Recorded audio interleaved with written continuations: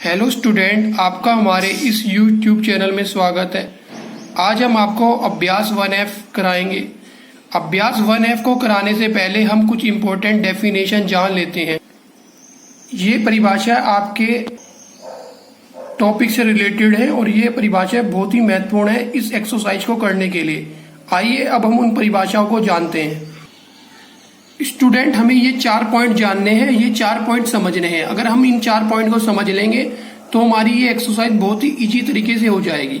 सबसे पहला इसमें पॉइंट है योगात्मक प्रतिलोम। आखिर क्या होता है योगात्मक प्रतिलोम? देखिए स्टूडेंट, हम किसी भी संख्या का योगात्मक प्रतिलोम निकालते समय उस संख्या का साइन उल्टा कर देते हैं। यानी अगर हमें 5 का योगात्मक प्रतिलोम निकालने को कहा जाए तो इसका आंसर -5 होगा। अगर हमें -3 का योगात्मक प्रतिलोम निकालने को कहा जाए तो इसका आंसर +3 होगा।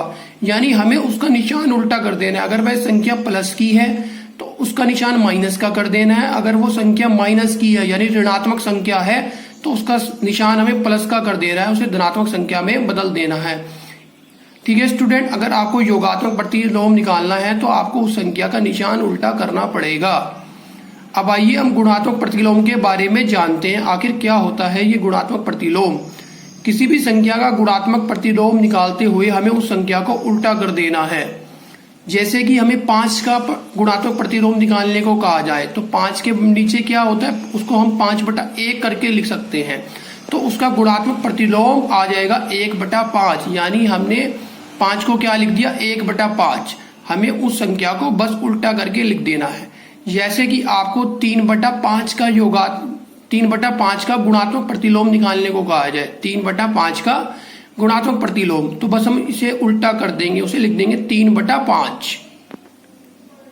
स्टूडेंट, हमारे पास तीसरा पॉइंट है योग का तत्समक अवयव। ये आप हमेशा याद रखेंगे, योग का तत्समक अवयव 0 होता है, 0 होता है यानी, और गुणा का तत्समक अवयव 1 होता है हमेशा। तो गुणा का तत्समक अवयव क्या होता है, 1। ये आप याद रख लेंगे बस। आइए अब हम इसके क्वेश्चन की ओर बढ़ते हैं, इस एक्सरसाइज के 1F के। आइए स्टूडेंट, अब हम अभ्यास 1F के क्वेश्चन शुरू करते हैं। फर्स्ट क्वेश्चन है इसका, निम्नांकित कथनों के सम्मुख सत्य या असत्य जो सही हो वो लिखो। यानी हमें सत्य और असत्य बताना है। हमें फर्स्ट में कई सारे पार्ट दिए हैं, बस हमें इसका सत्य और असत्य बताना है। फर्स्ट क्वेश्चन देखते हैं। ये कहता है -6/7 +6/7 परिमेय संख्या नहीं है। स्टूडेंट, अगर हम इसे जोड़ेंगे, देखो -6 और -6 नीचे तो इसके साथ आ रहा है हर में, तो -6 + 6 जुड़ के आ जाएगा 0। 0/7 यानी 0, और 0 एक परिमेय संख्या है। आप हमेशा ध्यान रखेंगे क्योंकि हम 0 को लिख सकते हैं 0/1, इसलिए 0 क्या है, हमेशा परिमेय संख्या आती है। और ये कह रहा नहीं है, ये मना कर रहा था, इसलिए कथन असत्य आ गया। अब आइए इसके सेकंड क्वेश्चन में बढ़ते हैं। फर्स्ट का सेकंड पार्ट है ये, परिमेय संख्याओं में योग का तत्समक अवयव 0 होता है। अभी मैंने आपको बताया था, मैंने आपको 4 पॉइंट लिखवाए थे शुरू में, इस वीडियो को शुरू करने से पहले।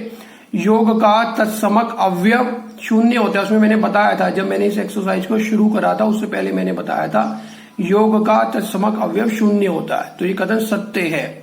जैसे मैंने गुणा का तत्समक अवयव आपको 1 बताया था। अब आइए थर्ड में बढ़ते हैं, थर्ड पार्ट में इसके, परिमेय संख्या 0 का योगात्मक प्रतिलोम नहीं होता। ये कह रहा है कि क्या 0 का योगात्मक प्रतिलोम नहीं होता? देखिए उसका भी होता है, 0 का भी योगात्मक प्रतिलोम हमें मिलता है। तो ये कथन जो है वह असत्य आ गया। ये कथन कैसा, असत्य कथन है। अब आइए इसके फोर्थ पार्ट की ओर बढ़ते हैं। ये कह रहा है इसमें किसी ऋणात्मक परिमेय संख्या का योगात्मक प्रतिलोम धनात्मक परिमेय संख्या होती है। मैंने आपको बताया था अभी नियम की, योगात्मक प्रतिलोम निकालते हैं बस हमें ऋण संख्या अगर माइनस वाली है तो उसे प्लस की कर देनी है। तो यही कह रहा है कि ऋणात्मक परिमेय संख्या का योगात्मक प्रतिलोम एक धनात्मक संख्या होती है। तो ये बिल्कुल कथन सही है, ये कथन सत्य है। आइए अब हम फिफ्थ पार्ट की ओर बढ़ते हैं, परिमेय संख्याओं। इसका फिफ्थ पार्ट कहता है कि परिमेय संख्याओं में घटाने का तत्समक अवयव 0 होता है। देखिए इसमें घटाने का तत्समक अवयव कह रहा है ये, जबकि जोड़ने का होता है, वो योग का होता है तत्समक अवयव, ये घटाने का कह रहा है। तो इसलिए ये कथन असत्य हो गया। इसके 6 पार्ट में परिमेय संख्याओं में गुणा का तत्समक अवयव 1 है। अभी मैंने बताया था आपको 4 पॉइंट जब लिखवाए थे उसमें बताया था कि गुणा का तत्समक अवयव 1 है। ये आप याद कर लेंगे पॉइंट को, बहुत इंपॉर्टेंट पॉइंट है, आपको आगे की क्लासों में भी काम आएगा। आगे की जब आप कक्षाएं में जाएंगे, आप 9th में जाएंगे, 10th में जाएंगे, तो वहां पर भी ये पॉइंट आपके बहुत ही काम आएगा। तो आप इसे अच्छी तरह से याद कर लें। तो ये कथन सत्य आ गया। अब हम पढ़ते हैं 7 पार्ट की ओर। एक ऋणात्मक परिमेय संख्या का गुणात्मक प्रतिलोम। एक ऋणात्मक परिमेय संख्या होती है। देखिए मैंने बताया था कि जब गुणात्मक प्रतिलोम निकालते हैं बस उसको उल्टा करना है। अगर संख्या ऋणात्मक है तो उसका गुणात्मक प्रतिलोम भी ऋणात्मक ही आएगा, बस उल्टा करके आ जाएगी संख्या। जैसे -5 का पूछेंगे तो 1/-5 लिख देंगे, भाई संख्या तो माइनस में ही रहेगी, ऋणात्मक की ऋणात्मक में रहेगी गुणात्मक प्रतिलोम निकालते हुए। तो ये कथन भी सत्य है।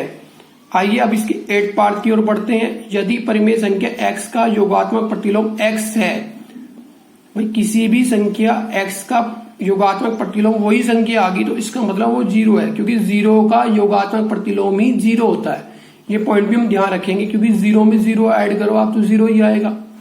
तो किसी भी परिमेय संख्या x का योगात्मक प्रतिलोम अगर वही संख्या है तो इसका मतलब वो संख्या 0 होगी। ये कथन बिल्कुल सत्य है। तो स्टूडेंट आपने सत्य असत्य कंप्लीट कर लिए हैं। अब हम इसके क्वेश्चन नंबर 2 की ओर बढ़ते हैं। ये क्वेश्चन नंबर 2 है। सेकंड क्वेश्चन कहता है कि निम्नांकित को अपनी अभ्यास पुस्तिका पर उतारकर रिक्त स्थानों की पूर्ति कीजिए। क्वेश्चन नंबर 2 के अंदर हमें फिलअप भरने हैं, यानी रिक्त स्थान भरने हैं। इसका फर्स्ट पार्ट है -5/12 -5/12 प्लस यहाँ पे खाली स्थान दिया हुआ है, ये फिलअप दे रखा है, और ये आ रहा है इक्वल -5/12। देखिए स्टूडेंट ये नंबर और ये नंबर सेम है। यदि अगर इसमें हम 0 जोड़ दें, 0 ऐड कर दें, तभी ये हमें सेम मिल सकता है। तो इसमें खाली स्थान में क्या आएगा? खाली स्थान में 0 होगा इसका मतलब, तो यहाँ हम 0 भर देंगे, क्योंकि ये नंबर हमें दोनों सेम मिल रहे हैं, तभी यहाँ पर क्या आएगा? यहाँ पर 0 आ जाएगा। अब देखिए स्टूडेंट ये नंबर है, यहाँ पर ये कह रहा है -4/5 -4/5 माइनस ये फिलअप है और 0। भाई देखिए अगर जिस नंबर में जैसे 5 है, आप 5 में से 5 घटाओ तो आपको क्या मिलेगा? 0 मिलेगा। भाई 10 में से आप 10 घटाएंगे तो क्या मिलेगा? 0 मिलेगा। इसलिए ये नंबर में अगर यही नंबर घटा देंगे तभी 0 मिलेगा। तो इसलिए यहाँ हम खाली स्थान में भर लेंगे -4/5, यही नंबर सेम टू सेम भर लेंगे यहाँ फिलअप में, तभी हमें घटाने के बाद 0 मिलेगा। अब देखिए ये आपको निशान दिख रहा है, ये इनवर्स का निशान होता है। इनवर्स का मतलब होता है कि हमें इस नंबर को उल्टा करके लिख देना है बस, यानी इसका 2 -2 ऊपर लिख देंगे और 1 नीचे लिख देंगे। तो 1/-2 का इनवर्स हमने क्या करा है कि -2 ऊपर लिख दिया और 1 नीचे लिख दिया। अब 1 नीचे लिखो या ना लिखो उसकी कोई वैल्यू नहीं होती, तो इसलिए -2/1 को -2 भी हम लिख सकते हैं। तो यहाँ हमारे पास फिलअप में -2 आ जाएगा। आइए स्टूडेंट अब हम सेकंड के 4th पार्ट की ओर बढ़ते हैं। ये इसका 4th पार्ट है, -2/3 गुणा 3/4, और फिर हमें इसे सोल्व करके इसका इनवर्स निकालना है यहाँ पर। तो देखिए ये -2/3 है, फिर गुणा 3/4 है। पहले हम इसे सोल्व कर देंगे। ये 3 से हम ये 3 काट लेंगे, 3 से 3 कट गया, हमारे पास बचा -2/4, ये बच गया -2/4। अब हम इस 2 से ये 4 भी काटेंगे तो 2 एकम 2, यहाँ पे 1 आ जाएगा, और 2 दूनी 4, यहाँ पे आ जाएगा 2, ये आ गया 1/2, और ये माइनस का निशान आ गया, -1/2। अब हमें इसका इनवर्स लेना है -1/2 का, तो 2 हम ऊपर ले जाएंगे और 1 नीचे लिख देंगे, तो -2/1, और ये इनवर्स का निशान भी हटा देंगे, यहाँ से हट जाएगा, तो -2/1, और 1 की नीचे कुछ वैल्यू नहीं होती तो इसलिए -2 ही लिख देंगे खाली से, तो ये -2 आ गया। तो स्टूडेंट ये आपने देखा कि आपने सेकंड का 4th पार्ट भी इजीली तरीके से समझ लिया है, कर लिया है। तो आपका ये क्वेश्चन कंप्लीट हो गया। अब आइए हम इसके क्वेश्चन नंबर 3 की ओर बढ़ते हैं। स्टूडेंट ये क्वेश्चन नंबर 3 है, 3rd है। प्रत्येक स्थिति में x का मान बताना है। हमें यहाँ पे एक क्वेश्चन में x दे रखा है, हमें x की वैल्यू फाइंड आउट करनी है। देखिए ये फर्स्ट क्वेश्चन है, ये है 2/3 गुणा x बराबर 1। तो अब हमें इसे x की वैल्यू फाइंड आउट करनी है, तो कैसे निकालेंगे? देखो स्टूडेंट ये जो 3 है ये 1 के साथ इधर गुणा में चला जाएगा, क्योंकि ये एरो में जा रहा है सर, तो 3 की गुणा हो जाएगी 1 में, और जो 2 है ये वाला 2 ये इसके बटे में चला जाएगा। तो हम लिख देंगे x = 1 गुणा 3, और ये 2 बटे में 2 हो जाएगा। तो 1 गुणा 3 बराबर 3, तो 3/2। इसका क्या आंसर आ गया? 3/2 इसका आंसर आ गया है। आइए अब हम थर्ड क्वेश्चन के सेकेंड पार्ट की ओर बढ़ते हैं। माइनस के 3/4 प्लस एक्स बराबर 0। हमें इस एक्स की वैल्यू फाइंड आउट करनी है। यहाँ पे देखिए स्टूडेंट, जब ये नंबर इधर माइनस का है, जब हम इसे दूसरी तरफ ले जाएंगे तो ये नंबर उधर जाकर अपने इस साइन का अपोजिट हो जाएगा। यहाँ पर ये नंबर माइनस का था, ये इधर जाएगा, जब अपनी साइड चेंज करेगा तो इधर जाके प्लस का हो जाएगा। और ये 0 है इधर, 0 + 3/4 यानी 3/4। एक्स की वैल्यू कितनी आ गई? 3/4। इसका आंसर आ गया 3/4। स्टूडेंट, इस क्वेश्चन का आंसर आ गया 3/4। एक्स = 3/4। आइए अब इसके थर्ड पार्ट की ओर बढ़ते हैं। हम थर्ड पार्ट करेंगे x गुणा माइनस के 5/4 बराबर 1। यहां से हमें x की वैल्यू फाइंड आउट करनी है। देखिए स्टूडेंट, ये जो मल्टीप्लाई में है तो इधर जाएगा ये नंबर। अब कैसे जाएगा? ये 4 तो इसके साथ 1 के साथ मल्टीप्लाई में हो जाएगा और माइनस के 5 अपॉन में चला जाएगा, यानी बटे में चला जाएगा। तो 1 गुणा 4 बटे माइनस के 5। ये स्टूडेंट आ गया 1 गुणा 4 यानी 4 आ गया, 4/5 आ गया। और जो माइनस का निशान है इसे ऊपर करके लिख देंगे। तो माइनस का 4/5। एक्स की वैल्यू कितनी आ गई? माइनस का 4/5 आ गई। तो ये इसका आंसर आ गया। अब आइए इसके फोर्थ पार्ट की ओर बढ़ते हैं। एक्स गुणा माइनस का 6 बटे माइनस का 7 बराबर 1। तो हमें यहाँ से एक्स की वैल्यू फाइंड आउट करनी है। स्टूडेंट देखिए, आप यहाँ भी माइनस का निशान है और यहाँ भी माइनस का निशान है, यानी हर और अंश और हर दोनों में माइनस है। तो हम इस माइनस से इस माइनस को काट देंगे, एलिमिनेट कर देंगे, हटा देंगे इस माइनस को। तो x गुणा 6/7 बराबर 1 आ जाएगा। और यहाँ पे अब क्या करेंगे? ये जो 7 है इसकी मल्टीप्लाई कर देंगे 1 के साथ। तो 1 गुणा 7/6 कर देंगे। तो 1 गुणा 7 बराबर 7/6। तो इसका आंसर आ जाएगा 7/6। तो ये क्वेश्चन नंबर 4 भी हमारा कंप्लीट हो गया। ये थर्ड का फोर्थ पार्ट।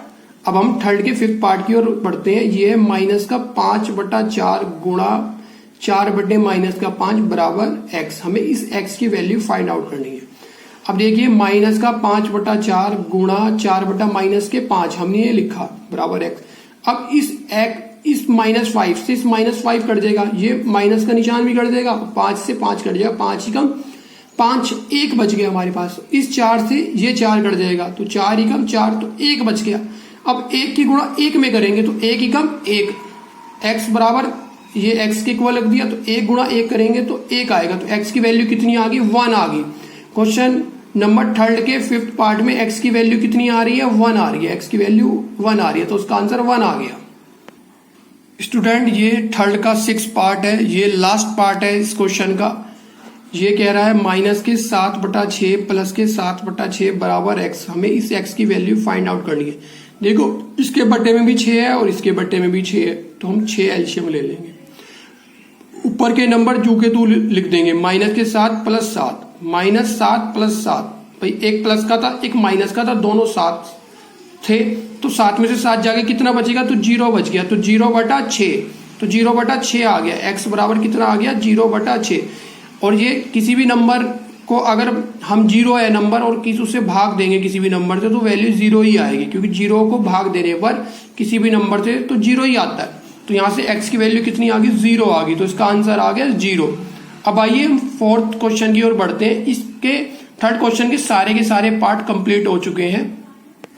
स्टूडेंट, अगर आप हमारे इस चैनल पर नए हैं तो आप हमारे इस चैनल को सब्सक्राइब कर लीजिए, क्योंकि आपको अपने कोर्स से संबंधित अच्छे वीडियो इस चैनल पर मिलते रहेंगे। आइए स्टूडेंट, अब हम क्वेश्चन नंबर 4 की बात करते हैं। निम्नांकित परिमेय संख्याओं के योगात्मक प्रतिलोम निकालने हैं।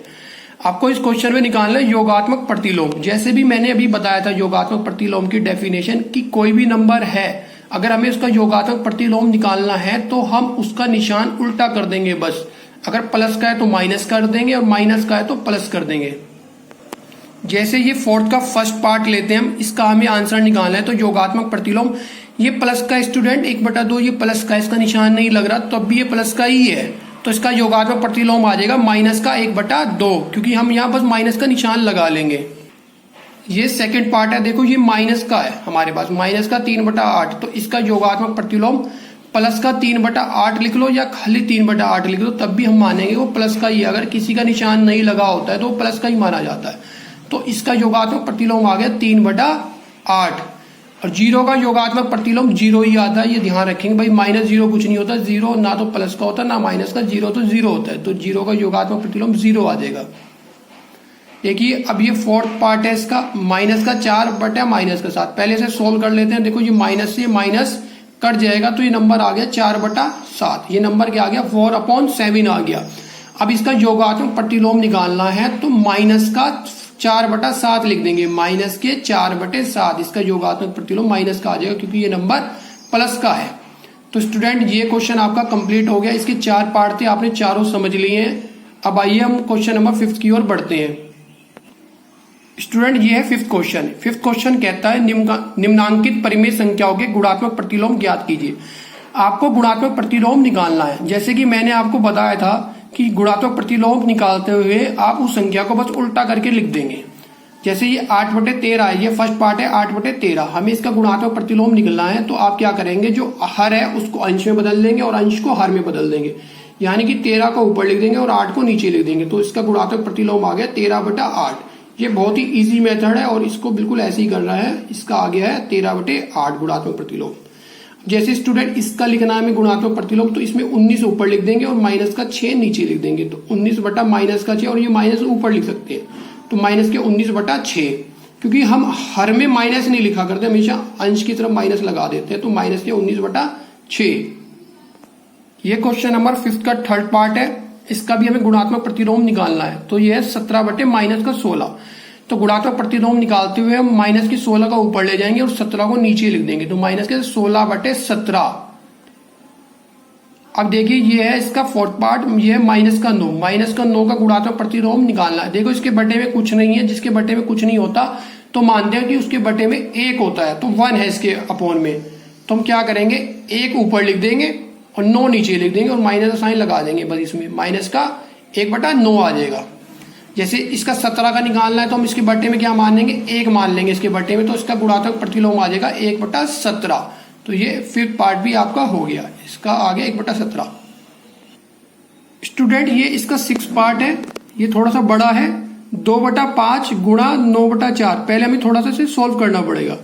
देखिए हम लिख देंगे 2/5 गुणा 9/4। इस 2 से ये 4 काट देंगे, 2 दूनी 4, ये आ जाएगा 2 और ऊपर बच गया 9, नीचे बच गया 5 गुणा 2 यानी 5 दूनी 10। तो ये आ गया 9/10।